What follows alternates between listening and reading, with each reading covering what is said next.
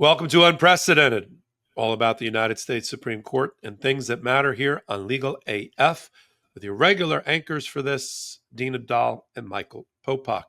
Let's dive in, Dina. Got a lot to talk about, and I want to preview first something that we're going to be actually showing the live feed of, the live stream of on Thursday. What is at least scheduled for now is the last oral argument of this term is about a very important issue.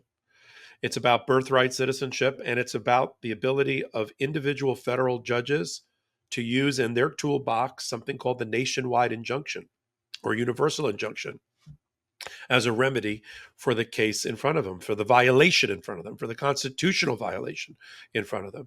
In other words, should one single federal judge, in order to redress the injuries that are being presented by the parties, whether it's class action or not, be able, because of the nature of the injuries, the nature of the issue, like a constitutional violation, be able to issue a nationwide injunction, like on birthright citizenship. I can't imagine any other way. What are you going to have? Every 50 individual judges, hundreds of individual judges making the decision about whether Donald Trump can rip birthright citizenship out of the 14th Amendment of the Constitution? Or do we just want one judge, or four judges in this case, to make that ruling? So it's an interesting case for Trump to decide that he wants to press what I think is a losing hand and use as a vehicle to get to the Supreme Court, Dina, this birthright citizenship as a backdoor way to attack the use of nationwide injunctions by federal courts, which was a tool that was used by MAGA to pin down the Biden administration. So I don't know why. I mean, I know why, but remember, it's the goose gander problem. If you get rid of it, if they somehow get that ruling, then they can't ever use it again for their own purposes. So we'll talk about that. And Dina, you're going to do a hot take right before as a preview, and then you and I are going to jump on after. And for those that haven't listened to oral arguments, especially for the Supreme Court, they are fascinating. Oh yeah. I mean, we've got in this case a Supreme Court that is just sort of riven with conflict among themselves when it comes, not personal, but when it comes to jurisprudential approaches and the commitment to the rule of law and how you get there, what language you use and what tests you use in order to do it. We got a right wing that reverse engineers everything. They know the result they want to get to, and so they pick from their tool bag something that will help them reach that conclusion. Whereas the moderates, the liberals wing of the court, frankly, does not do it that way. It is more concerned about constitutional protections. So you got a Supreme Court at odds with itself. We're going to have I know it's scheduled for 45 minutes. It's going to be an hour and a half long. And we're going to have the ability, you'll see it. We have our team here that has the ability to put up the speaker's face so you'll know which judge is talking at which moment, and then we'll have that commentary. So we're going to do that today. We're going to talk about that as a preview. Donald Trump has taken to the Supreme Court with yet another emergency application, letting Doge, the brainchild of Elon Musk, get access to your and my Social Security information, including medical records. And a judge put an end to it, put a stop to it. Donald Trump took an emergency application up, and now we've got the briefing where you and I will talk about that. You'll lead on that. And then we've got the death of we have a death of a Supreme Court justice who left early. Most stay on until they die, but some leave early. And we had Kennedy leave early, and we had Souter was one of the first to leave early. And I forgot he was still alive, frankly, because when he left, I don't know what he was doing out there, but it wasn't like he was speaking out. And Souter was a Republican pick, and he still haunts the dreams of Republicans and MAGA because they picked this guy. He was a state judge, Supreme Court judge in New Hampshire, right? And they thought, well, he'll be fine for us. He turned out he was really moderate, and it pissed off people. And so now they use that term. We don't want to be suitored, where they pick somebody they think will be good for them, and he turns out to be moderate. Talk about the legacy of Justice Souter. And then finally, speaking of Supreme Court justices alive and kicking, we got 3 different Supreme Court justices, including the chief judge, who have all made statements in the starting in May, if not before, in the last 48 hours, 72 hours, effectively against Donald Trump. And we'll talk about the extraordinary nature of that. Okay. How you doing, Dina? I'm okay. I'm so glad to be doing this. Like we talked about when we started this, we had no idea how relevant it would be. But I'm Yeah. so excited to be doing the live on Thursday because you can get so much out of listening to the live. We're going to get a really good sense of where the Supreme Court is going to go. And this is the first time the Supreme Court is finally looking at the substance of something. This isn't just procedural. Everything else the Supreme Court has done has been like a procedural decision. And when I do the hot take before, I'm going to lay out for everybody exactly what the essential question is. I'm also going to give you a little bit of a preview of, like, for example, Justice Gorsuch has always wanted the court to look at this issue. Even back in January, the court had a chance to look at nationwide injunctions and they decided not to. Justice Gorsuch did a separate opinion at the time saying this was our chance. So anyway, I'll try to give as much as possible like a background from what we know about the justices in terms of ever talking about birthright citizenship or nationwide injunctions. So that way everyone goes into listening to the live a little bit more informed. And then it'll be fun to do the post analysis with you. You're lucky on the East Coast. It's not going to be that early for you. Yeah. Yeah. I'm gonna have to wake myself up. It's usually 10 a.m. and they usually take the bench Oh, that's around not 5 too or bad. 7. Okay, for some reason I thought it Yeah. was 9. Okay, We have to check. I'm going to check we'll the have to schedule. check.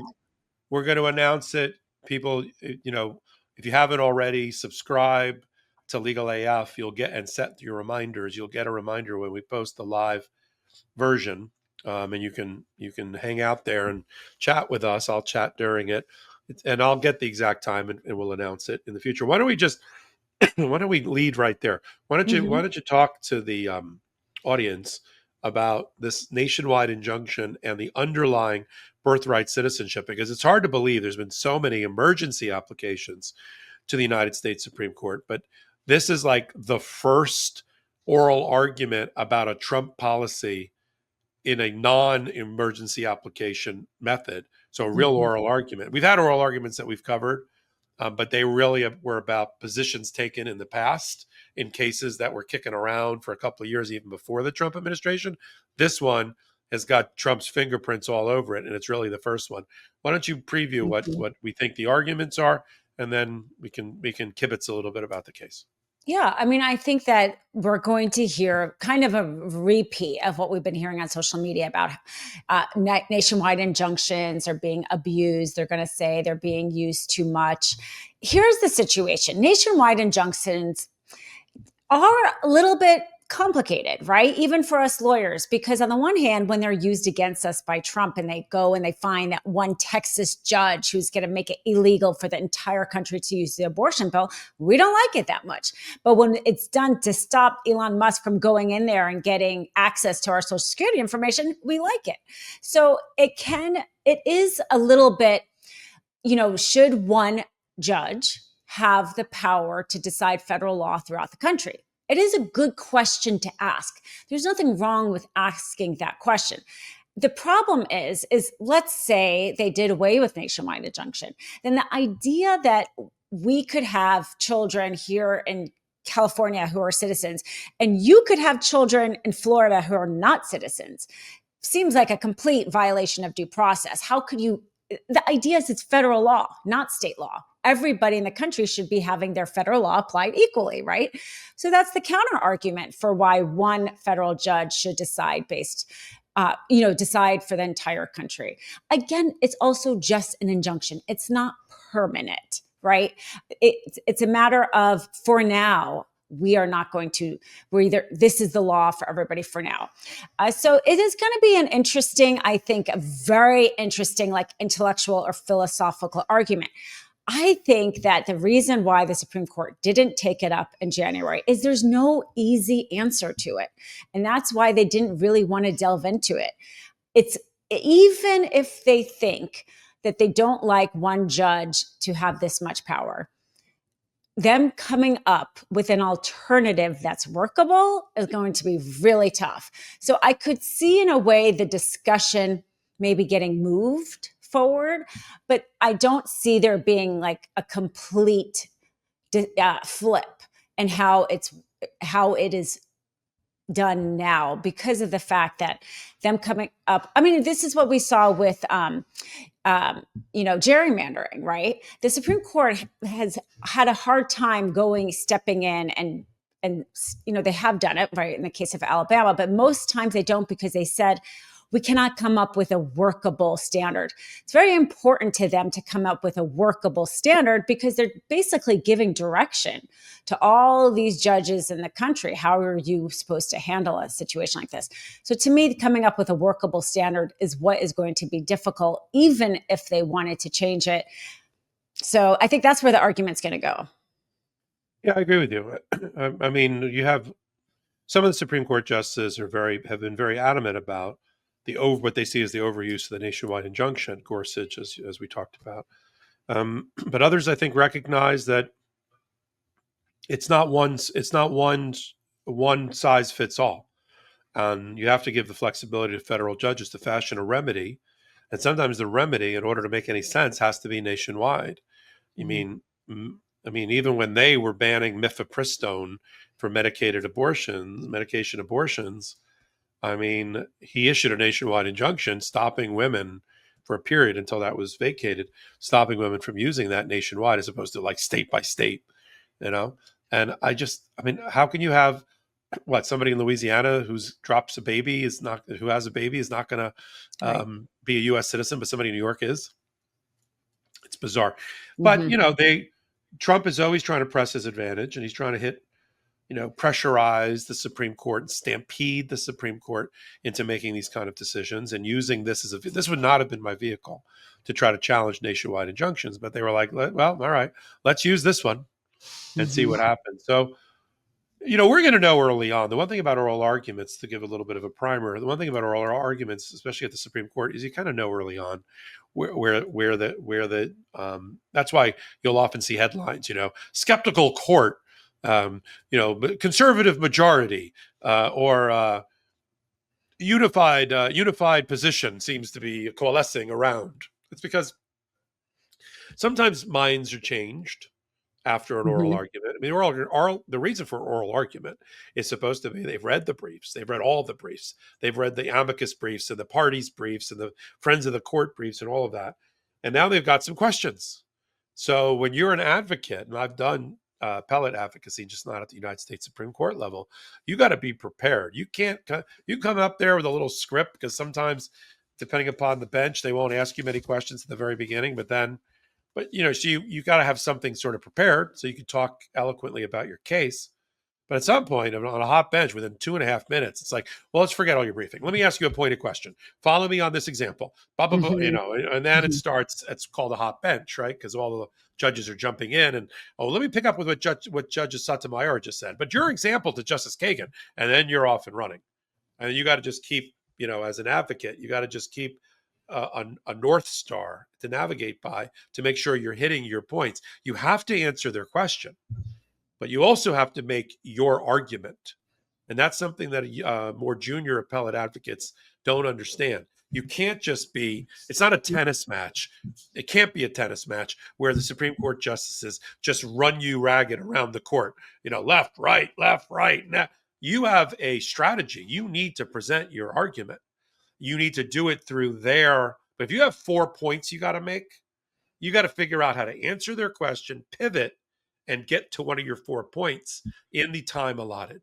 And that's why there's an art to oral advocacy, especially at the United States Supreme Court, because you don't see them going, occasionally they'll be like, well, there's a dispositive case. We're beyond dispositive cases. Right. Here, right. We're up to. Doesn't matter as much. It doesn't matter as much at the Supreme Court. They're making the law now.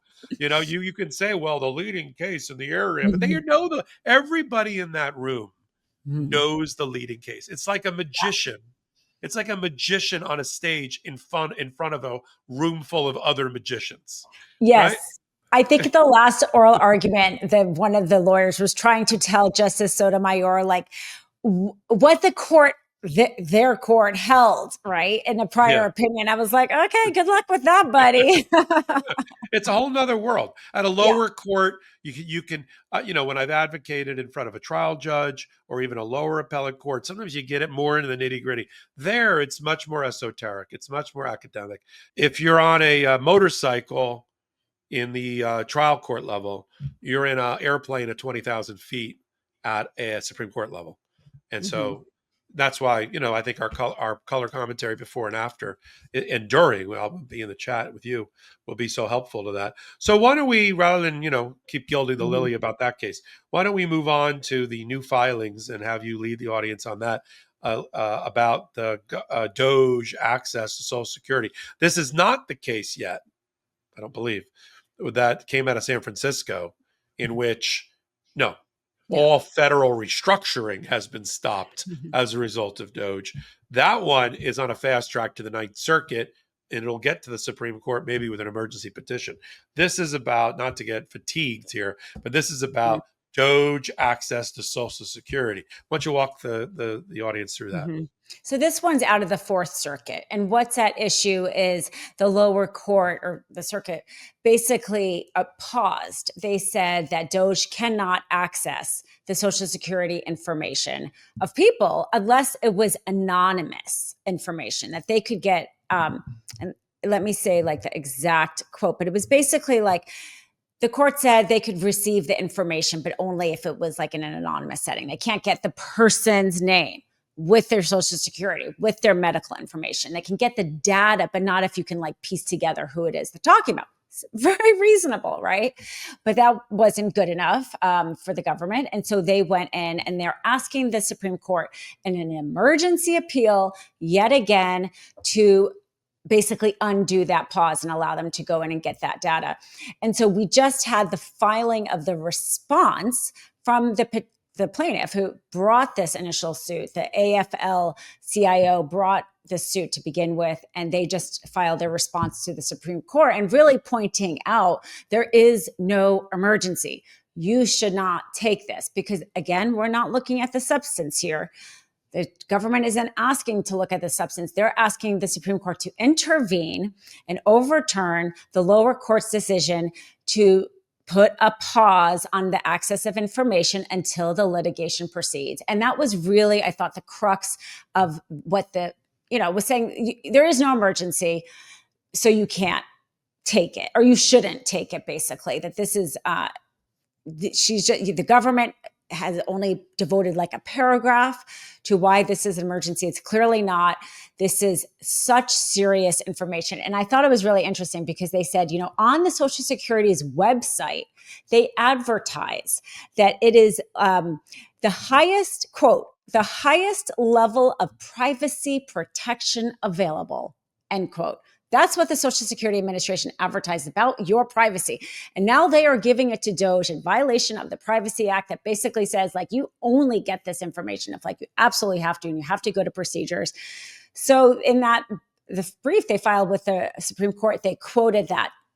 My lawyer self also thought this is going to be a class action lawsuit at one point, right? I mean, talk about, false advertising. I think this would be a great false advertising class action. But the bottom line, they used Social Security Administration's own word against them, saying, this is, you said it was protected. Let's let this litigation proceed. Supreme Court, don't intervene. This isn't an emergency. That's Mm-hmm. essentially, so we'll see what happens. But that's the latest on that. Okay. Yeah, we'll follow that. Again, there'll be no oral argument. This will be off of these emergency petitions. I just saw something interesting in Mm. SCOTUS blog that because there are just so many emergency petitions, because this is Donald Trump's chosen method, he thinks it's a loophole to try to stampede and force the Supreme Court to rule for him more than not, which has not been working, at least in immigration and deportation. He's on a massive losing streak of 3 major cases in a row, effectively. But he keeps trying. He gets an A for effort, I guess. But that is delaying the court's other business, which is, they heard 70 cases this year or so, and they've got to issue decisions in all of them. And they've only issued decisions, I think, in 30 or 30, like 40. Mm. So they got 30 opinions that run 30 to 40 to 50 to 100 pages in length that they haven't completed yet. They have to write it. It's not just one person. They have to write it. Who's ever been assigned to write the opinion, who's ever in the majority vote, gets assigned by the Chief Justice. If he's in the majority, sometimes he takes the prerogative and writes it himself. And he, primarily the law clerks, write the first drafts of the opinion, revised by the justice. It then gets circulated to see who's in agreement, or if things should be changed, or people are going to do what's called concurrences, or they're going to agree in part and dissent in part. And that's why in some cases you get one opinion, and in some cases you get every justice issues their own opinion.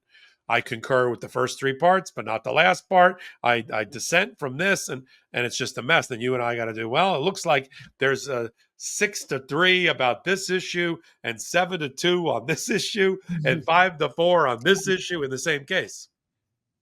So that whole process takes a minute. And then the law clerks running around when they're not leaving it by accident on the copier so that it leaks out. They're running around with their drafts, between pizza bites and then, okay, we got it final, and let's go to the printer. And it takes a minute. Mm-hmm. And that's being delayed. We normally would have, like when the leak of Dobbs happened about ripping away a woman's right to choose, the leak of the draft was March. Mm-hmm. The opinion came out, I think, in June or May or June. Mm-hmm. So even in draft, it took a couple of months to come out.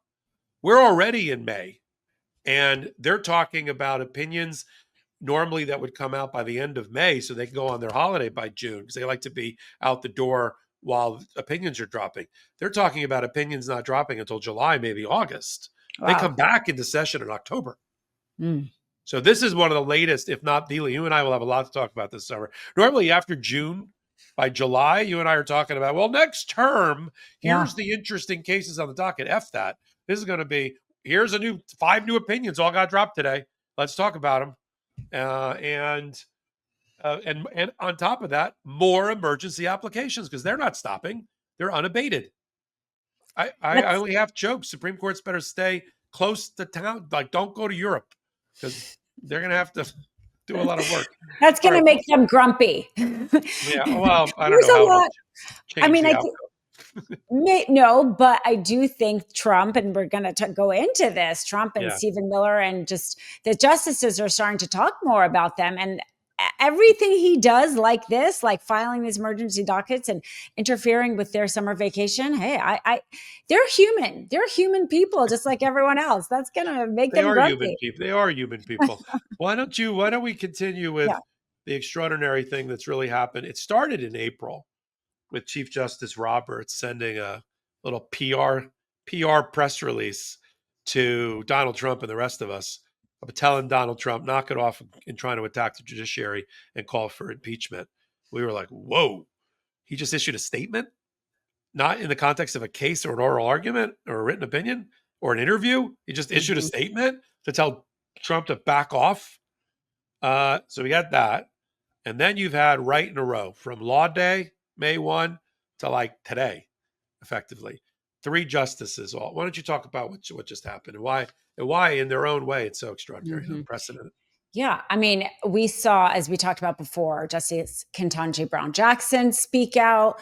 Then now we're seeing Chief Justice Roberts speak out. It's very unusual to see them speak out still in term. And this is barely coded language. They're speaking out about the impeachment of justices. The only ones talking about impeachment of justices, as we see, is Chief Justice Roberts. And this is also coming on the heels. I know you've talked about this in a hot take, so we won't get into it too much, but coming on the heels of Stephen Miller suing Chief Justice Roberts in his capacity as the Judicial Conference Officer. And then he speaks out pretty soon after that. I mean, the things that they're doing, the thing that Trump is doing, talking about impeaching justices, the fact that Stephen Miller wants the White House to be in charge of the court systems, this is bothering them. And the more that they are bothering them, helps the rest of us, because as we know, they want expansive presidential power. But when they make it so obvious that Trump isn't, maybe let's say, responsible with that expansive power, they may not go as far as they want to go. So Chief Justice Roberts basically kind of reiterated his dislike, let's say, for this call to impeach justices. Who was the last one that you heard Popok talk? I'm sorry, you did, which one did you just do? Ketanji Brown Sorry, Jackson, Chief Justice Roberts. Sotomayor. Okay. So So same. Yeah. yeah, I'll do Well, I mean, Sotomayor. So, we have so many talk is like, yeah, yeah. Ketanji Brown Jackson, you outlined it, Yeah. breaks her silence and defends the attack on the judiciary to a standing ovation on Law Day in Puerto Rico at a conference. Then Roberts says effectively a couple of days ago, don't attack judges. And the proper role for the judiciary up to the Supreme Court is to check the excesses of the two other branches. And that's our role and that's our job. Rule of law, again, another veiled reference to Donald Trump and the era of Trump. And then Sotomayor takes the stage, and with what I called in a hot take, she double trolled Donald Trump, and that's hard to do. She was speaking to the ABA, which Donald Trump calls a Marxist, leftist, activist. I'm like, the American Bar Association? Crazy. Are you insane? It's our most basic association. I told people, you want to pick up the ABA Journal? You can pick it up at any dentist office or oil change place. Yeah, that's how interesting it is. But, because they rate judges, and Donald Trump doesn't like the ABA's ratings of his right-wing judges. He's never liked it. So she was ABA, and she was at a Smithsonian museum, the African American Museum, and Donald Trump thinks the Smithsonian is a politicized, bashing white people, overemphasizing minorities. I mean, you're at the African American Museum. What are you supposed to do? Get rid of the slavery experience for Black Americans? I mean, seriously, just to make white people feel better? But, to hear Donald Trump tell it, yes. Yeah, pretty much. So she's at the African American, and she said, I'm here in solidarity. I'm here in solidarity. If you choose the profession, because you had law students there as well, to be a lawyer, be ready to fight and sometimes lose, or you've picked the wrong profession. And we can't lose the battles that are in front of us. And I'm here in solidarity with you. The fact that a sitting Supreme Court justice, and this is the second time she's spoken out in the last month. She did one on the rule of law recently. These are all directed to Donald Trump. There's three audiences, right? The Supreme Court justices. There's us. There's the American people. There's Donald Trump and the Trump administration. And then there's history. And what chapters history is going to write about what the lawyers and judges did, during this Trump era. Yeah. And did we cover ourselves in glory? Or did we capitulate and run tail and let Donald Trump take over and not do anything against his tyranny and fascist tendencies? And certainly here on UnPrecedent and Legal AF, take a moment and subscribe. we fight. We do what we're being called to do and being exhorted to do. You want to do a brief? Can you do a brief on Souter? Yes, let's do Souter. And that, shows leadership, frankly, the justices all speaking out, which we need. We are desperate for leadership in this moment. So Justice Souter, they don't make him maybe like this anymore, let's say. As you said, he was appointed by the senior Bush. He ended up stepping down during the Obama administration and was replaced by Sotomayor, which tells you everything about him, because he was not the kind of person who made sure that a Republican replaced him and all that kind of stuff. He was a really humble person who decided to retire earlier because he wanted to go back to his small town. And the reason why you haven't heard much about him is he purposely kept himself out of the limelight. It was truly a public servant who believed in the law, and it was not about him. His major opinions, like his legacy, he helped write the opinion for Planned Parenthood versus Casey, which upheld Roe, added the undue burden standard. So obviously very important thing. He dissented in Bush v. Gore, which I personally think Bush v. Gore was the turn of our Supreme Court. It was like a travesty, that opinion, but he dissented with the other liberal judges. If only... Anyway, the other justice, yes, that didn't. But anyway, I will move on. So then he also wrote the opinion from McRae County versus ACLU of Kentucky in 2005. this opinion, especially with all the Christian nationalist opinion coming in front of the Supreme Court, is especially, you miss having him on this court, because this was the issue, if you remember, where they wanted to display the 10 Commandments in 2 Kentucky courthouses.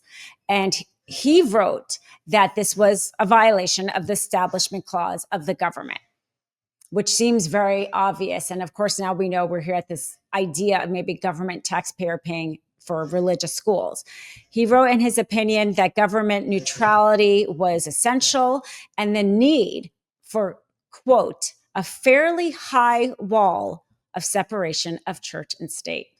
Really, so well put. He was known for his eloquent writing, and it's a little sad reading that, because we need more of him on the court. But let's just honor his contribution, and his contribution was a step forward. And we may be taking a step back, but he tried in his own way. I am never, I don't mean to put too fine a point on this. I am never going to see in my remaining lifetime. Might cry here. Shoot. A Supreme Court justice who is on the right wing, who was appointed by a Republican, retire, except for a health reason or death, or resign during the administration of the opposing party, like Souter did. I will never see that, because he was a true statesperson. He was a true independent jurist. It's probably the New Hampshire thing, right? New Hampshire thing in him.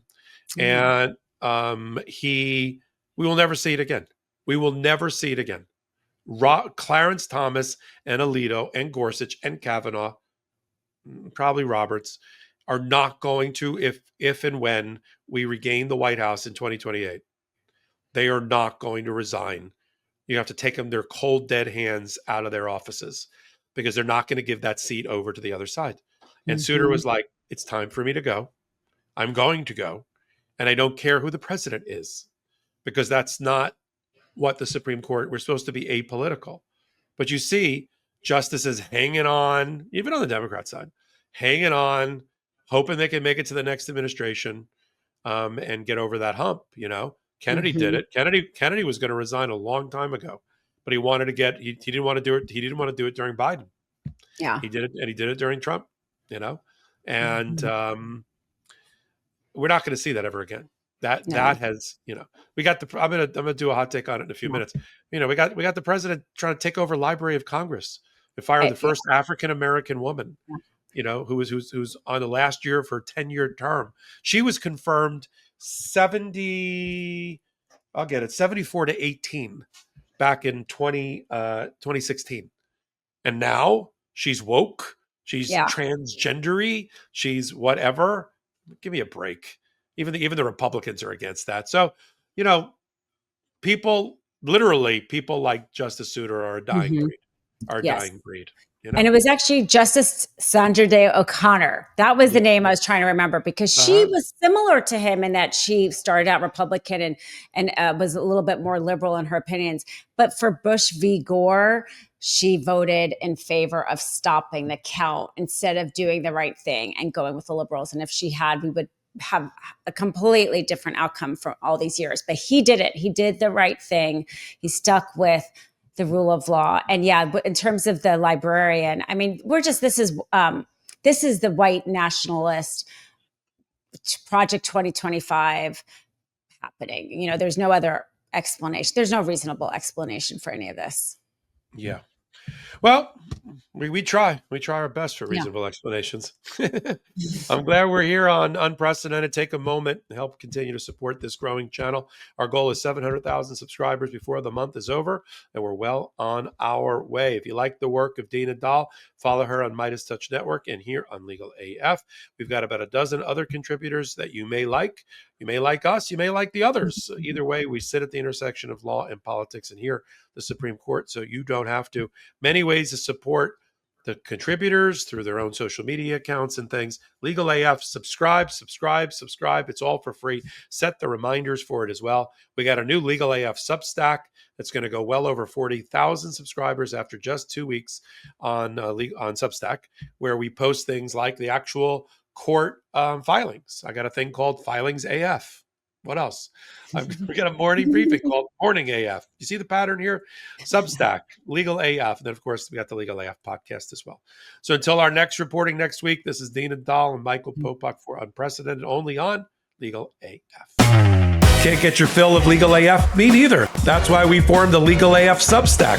Every time we mention something in a hot take, whether it's a court filing or a oral argument, come over to the Substack. You'll find the court filing and the oral argument there, including a daily roundup that I do called, wait for it, Morning AF. What else? All the other contributors from Legal AF are there as well. We got some new reporting. We got interviews. We got ad-free versions of the podcast and hot takes. Where? Legal AF on Substack. Come over now to free subscribe.